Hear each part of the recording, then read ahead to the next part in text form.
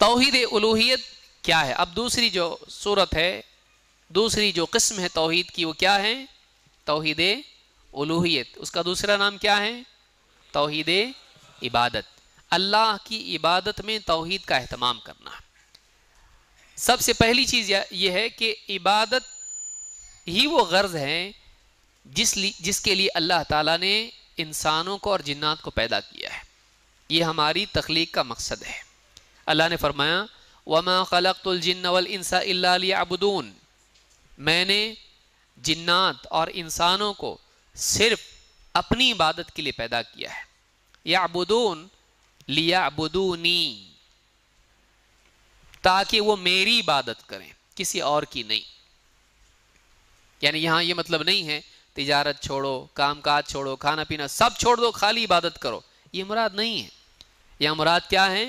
میں نے جنات اور انسانوں کو صرف اپنی عبادت کے لیے پیدا کیا ہے، کسی اور کی عبادت کے لیے نہیں. تو یہاں پر یہ معنی ہے کہ توحید کے لیے پیدا کیا ہے. تو وما خلق، اسی لیے ابن عباس رضی اللہ تعالیٰ نے اس آیت کی تفسیر میں کیا کہا؟ لیوحدون، تاکہ وہ میری توحید کا اہتمام کریں، تاکہ وہ میری توحید کا اہتمام کریں. کس نے کہا یہ؟ عبداللہ ابن عباس. تو انسان کی تخلیق کا مقصد کیا ہے؟ صرف اور صرف اللہ کی عبادت. اگر وہ اللہ کی عبادت میں شریک کرتا ہے تو اپنی پیدائش کے مقصد ہی کو اس نے کیا کر دیا؟ برباد کر دیا ہے. ایسا انسان سب سے زیادہ ناکام ہے. عبادت کی تعریف کیا ہے؟ عبادت کی ڈیفینیشن، اس کی تعریف کے بارے میں ابن تیمیہ رحمۃ اللہ علیہ فرماتے ہیں العبادت اسم جامع لکل ما يحبه اللہ ویرضاہ من الاقوال والاعمال الظاہرہ والباطنہ. عبادت ایک جامع لفظ ہے جس میں ہر وہ چیز شامل ہے جس کو اللہ تعالیٰ پسند کرتا ہے اور جس سے راضی ہوتا ہے. وہ تمام اعمال جن کے بارے میں اللہ نے بتایا کہ اللہ کو یہ پسند ہے، وہ ساری عبادت ہے. وہ تمام اعمال جن پر اللہ نے راضی ہونے کا وعدہ کیا، وہ سارے عبادات ہیں.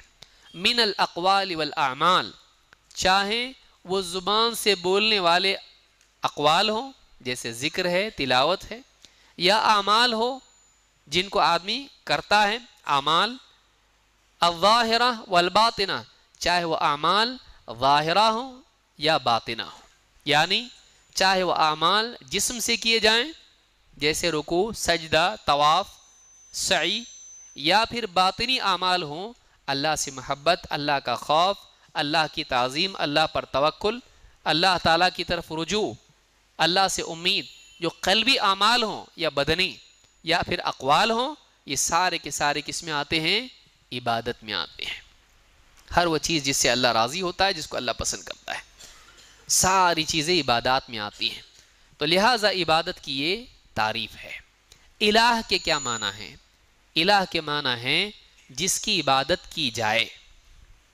لیکن چونکہ اللہ تعالیٰ کے علاوہ جتنے ہیں وہ سب جھوٹے معبود ہیں، وہ حق رکھتے معبود بننے کا نہیں. کس کا حق ہے عبادت؟ صرف اور صرف اللہ کا. اللہ تعالیٰ قرآن کریم میں فرماتا ہے وَمَا أَرْسَلْنَا مِن قَبْلِكَ مِن رَّسُولٍ إِلَّا نُوحِي إِلَيْهِ أَنَّهُ لَا إِلَهَ إِلَّا أَنَا فَاعْبُدُونِ. اور ہم نے اے نبی آپ سے پہلے جو بھی رسول بھیجا اس کی طرف یہ پیغام، یہ وحی ضرور کی، یہ پیغام ضرور بھیجا کہ انہ لا الہ الا انا، کہ میرے سوا کوئی عبادت کے لائق نہیں، میرے سوا کوئی الہ نہیں. فاعبدون، تو تم میری ہی عبادت کرو. الہ معبود کو کہتے ہیں. جب میرے سوا کوئی الہ نہیں ہے تو تم عبادت بھی میری کرو. اس سے ایک بات یہ معلوم ہوتی ہے کہ لا الہ الا اللہ کا تقاضا یہ ہے کہ ایک انسان صرف اور صرف اللہ کی عبادت کرے. لا الہ الا اللہ کا مطالبہ کیا ہے؟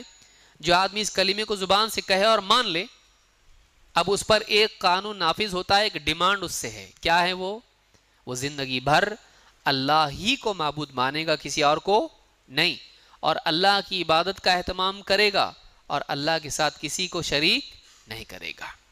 لا الہ الا اللہ کا تقاضا ہے یہ کہ وہ اللہ کے سوا کسی کی عبادت نہ کرے. اس سورہ الانبیاء کی آیت نمبر 25.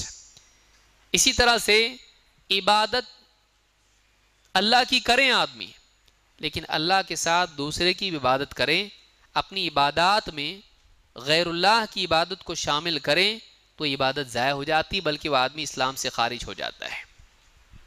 اللہ نے قرآن کریم میں فرمایا وَاعْبُدُوا اللَّهَ وَلَا تُشْرِكُوا بِهِ شَيْئًا، اللہ کی عبادت کرو، اس پہ بات ختم ہو گئی؟ نہیں، وَلَا تُشْرِكُوا بِهِ شَيْئًا، اللہ کے ساتھ کسی چیز کو شریک مت کرو، اللہ کی عبادت میں، اللہ کی ربوبیت میں، اللہ کے اسماء صفات میں۔ اللہ کی عبادت کرو اور اللہ کے ساتھ کسی چیز کو بھی شریک مت کرو۔ جتنا اللہ کی عبادت کرنا ضروری ہے اتنا ہی شرک سے بچنا ضروری ہے۔ اللہ کی عبادت کرنا ضروری ہے، اللہ کے ساتھ شرک کرنے سے بچنا بھی ضروری ہے۔ اس سے یہ بات معلوم ہوتی ہے کہ عبادت وہی مقبول ہے جو شرک سے پاک ہو۔ وَاعْبُدُوا اللَّهَ وَلَا تُشْرِكُوا بِهِ شَيْئًا، دونوں کو جوڑ کے بیان کیا اللہ نے کہ اللہ کی عبادت کرو اور اللہ کی عبادت میں کسی کو شریک مت کرو۔ تو عبادت کیا لیکن شرک والی کیا تو اللہ قبول کرے گا؟ اور وہ آدمی بول سکتا ہے اللہ کی عبادت کیا نا میں نے، بول سکتا ہے؟ کیونکہ آپ دیکھیے قرآن میں اللہ نے کیا فرمایا، قُلْ يَا أَيُّهَا الْكَافِرُونَ لَا أَعْبُدُ مَا تَعْبُدُونَ وَلَا أَنْتُمْ عَابِدُونَ مَا أَعْبُدُ، کہا کہ تم اس کی عبادت کرتے نہیں جس کی میں کرتا ہوں۔ حالانکہ مشرکین اللہ کو معبود مانتے تھے کہ نہیں؟ اللہم لبیک لا شریک لک لبیک بولتے تھے وہ لوگ، الا شریکن ہوا لک تملک ہوا ما ملک، ہاں مگر تیرا جو شریک ہے وہ ہے لیکن تو اس کا مالک ہے، اور وہ جس کا مالک ہے اس کا بھی تو مالک ہے۔ وہ اللہ کے بارے میں ایسا مانتے تھے۔ تو اللہ رب العالمین کی عبادت جو شرک سے پاک نہ ہو وہ اللہ کی عبادت نہیں ہے۔ ایسا آدمی جو شرک والی عبادت کرتا ہو وہ سرے سے اللہ کی عبادت نہیں کر رہا ہے۔ کیوں؟ اللہ کو ایسی عبادت چاہیے جو شرک سے پاک ہو۔ اسی لیے علماء نے کہا پانچویں چیز کہ ہر مسلمان کے لیے، ہر بندے کے لیے ضروری ہے کہ وہ دو چیزوں کو جمع کرے، ایک ہے اقرار اور دوسرے ہے انکار۔ اللہ کے معبود ہونے کا اقرار اور اللہ کے سوا سب کے معبود ہونے کا انکار۔ جب تک کہ دو جمع نہیں کرتا ہے توحید صحیح نہیں ہوتی ہے۔ اس تعلق سے قرآن کریم میں اور احادیث میں ہم غور کریں، نبی اکرم صلی اللہ علیہ وسلم فرماتے ہیں من قال لا الہ الا اللہ وکفر بما یعبد من دون اللہ حرم مالہ ودمہ وحسابہ علی اللہ۔ امام مسلم نے اس کو روایت کیا ہے۔ کیا ہے؟ من قال لا الہ الا اللہ، جس نے لا الہ الا اللہ کہا، اقرار کیا، اس کا قول اس کی زبان سے نکلا، وَكَفَرَ بِمَا يُعْبَدُ مِن دُونِ اللَّهِ، اور اللہ کے سوا جن جن کی عبادت کی جاتی ہے ان کی عبادت کا انکار کیا، حرم مالہ ودمہ، اس کا مال اور اس کا خون دونوں حرام ہیں۔ نہ اس کا مال چھین سکتے ہیں مال غنیمت کے طور پر، نہ اس کو قتل کر سکتے ہیں مشرک اور کافر کے طور پر۔ حرم مالہ ودمہ وحسابہ علی اللہ، اور اس کا حساب اللہ کے ذمے ہے کہ اس نے کلمہ سچے دل سے پڑھا یا جان بچانے کے لیے جھوٹ طور پر پڑھا، اس کا حساب اللہ کے ذمے ہے۔ لیکن زبان سے بولا نا، ہاں، لیکن بتوں کو مانتے ہوئے بولا، شرک کو تسلیم کرتے ہوئے بولا نہیں، اللہ کو مانا معبود، اللہ کے سوا سارے معبود کا انکار بھی کیا، تب جا کے اس کا کلمہ مقبول ہے۔ صرف زبان سے کلمے کا اقرار کافی ہوتا تو اگلا جملہ نہیں آتا۔ وہ اگلا جملہ کیا ہے؟ اللہ کے سوا جن کو پوجا جاتا ہے ان کا بھی انکار کرے۔ غیر اللہ کا انکار کیے بغیر لا الہ الا اللہ مقبول نہیں ہوتا ہے۔ تو لا الہ الا اللہ میں خود دو چیزیں ہیں، کیا ہیں؟ لا الہ الا اللہ، ایک ہے نفی، دوسرے ہیں اثبات، ایک ہے انکار، دوسرے ہیں اقرار۔ انکار کس کا ہے؟ سب کا۔ انکار کس کا ہے؟ کوئی معبود نہیں، ایسا ہے؟ ایسا ہی ہے نا؟ ہاں، اللہ کے سوا کوئی معبود نہیں، یعنی اللہ کے سوا جتنوں کی عبادت کی جاتی ہے ان سب کا اقرار کے انکار؟ انکار، اور اللہ کا اقرار کس چیز کا؟ کہ اللہ معبود ہے، تو اللہ کے سوا جتنے وہ معبود نہیں، لا الہ میں ان کا انکار ہے، الا اللہ میں اللہ کا اقرار ہے۔ جیسے قرآن کریم میں اللہ تعالیٰ نے فرمایا فَمَن يَكْفُرْ بِالطَّاغُوتِ وَيُؤْمِن بِاللَّهِ فَقَدِ اسْتَمْسَكَ بِالْعُرْوَةِ الْوُثْقَى لَا انفصام لَهَا، جو طاغوت کا انکار کریں اور اللہ تعالیٰ پر ایمان لائے، تو انکار کس کا کر رہا ہے؟ سب کا، کیا صرف طاغوت کا؟ طاغوت کس کو کہتے ہیں؟ جس کی اللہ کے سوا عبادت کی جائے اور وہ اس پر راضی ہو، جس کی اللہ کے سوا عبادت کی جائے اور وہ اس پر راضی ہو، اس کو کیا کہتے ہیں؟ طاغوت۔ تو جس نے کس کا انکار کیا؟ طاغوت کا، اور ایمان کس پہ لایا؟ اللہ پر۔ ایک میں ہے انکار کفر اور ایک میں ہے ایمان۔ طاغوت کا انکار، اللہ کا اقرار، یہ دونوں جمع کریں گے فقد استمسک بالعروۃ الوثقی لا انفصام لها، اس نے ایک مضبوط کڑا تھام لیا ہے جو کبھی ٹوٹنے والا نہیں۔ اس سورۃ البقرہ میں اللہ نے فرمایا۔ اسی طرح کہا والذین اجتنبوا الطاغوت ان يعبدوها وانابوا الى اللہ لهم البشرى، والذین اجتنبوا الطاغوت ان يعبدوها، جو اس بات سے بچتے رہیں کہ طاغوت کی عبادت کریں۔ کس کی عبادت کریں؟ اس سے کیا کرتے رہیں؟ بچتے رہے، یعنی طاغوت کی عبادت سے بچتے رہے۔ وَأَنَابُوا إِلَى اللَّهِ، اور اللہ کی طرف رجوع کیا، اللہ کی طرف پلٹے، یعنی اللہ کی عبادت کی طرف پلٹے، طاغوت کی عبادت سے بچے، اور کس کی عبادت کی؟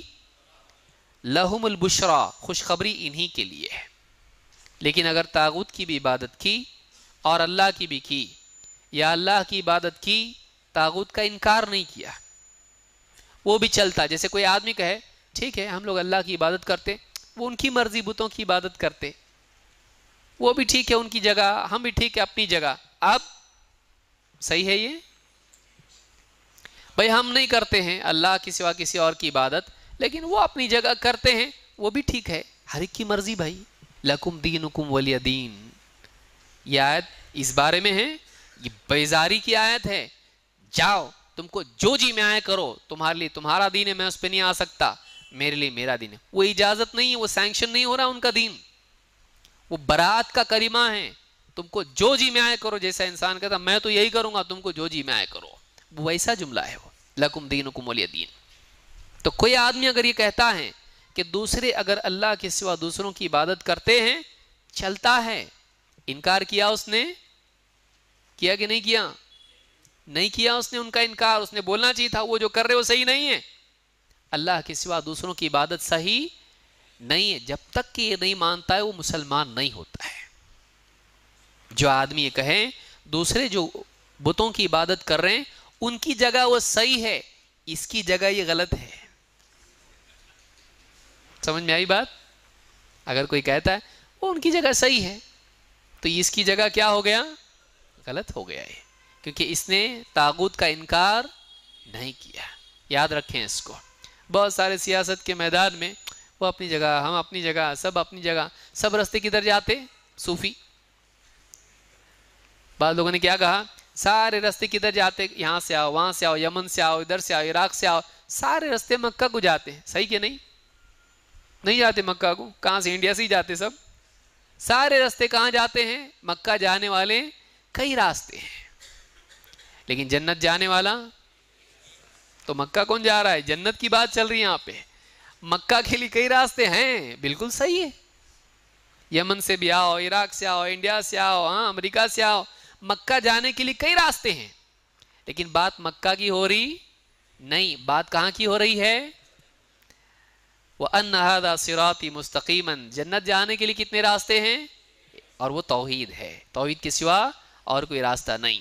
یاد رکھیں اس بات کو۔